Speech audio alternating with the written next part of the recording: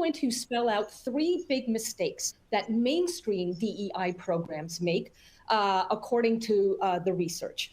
The first mistake is that mainstream DEI tends to shame and blame people. And shaming and blaming repeatedly leads to humiliation. Well, psychologists have identified humiliation as an emotion that is more intense than anger or even happiness. Humiliation, really sinks its claws into the human psyche, and ultimately that generates blowback. So that's the first mistake.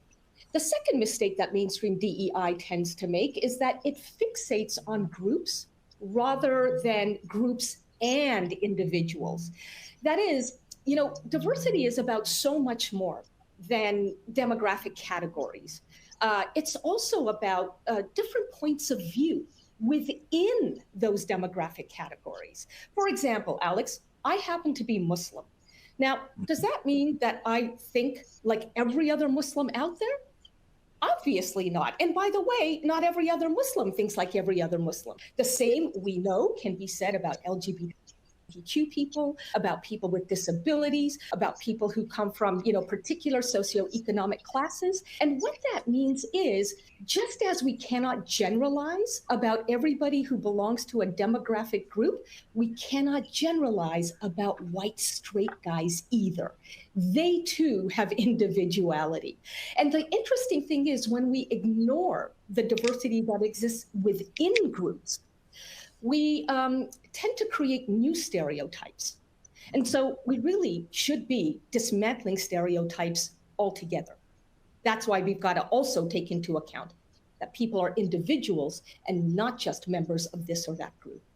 And the final big mistake that mainstream DEI still makes is that, it trains people to comply rather than motivating people to care.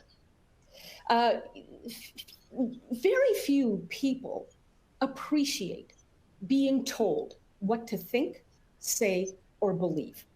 Now, they may comply, but probably and often at the risk of the blowback that I just talked about a couple of minutes ago. So the bottom line is, compliance is not buy-in. Caring is buy-in. And that leads to your earlier point that empathy is the missing piece of DEI. The DEI programs are at their best when they motivate people to understand one another.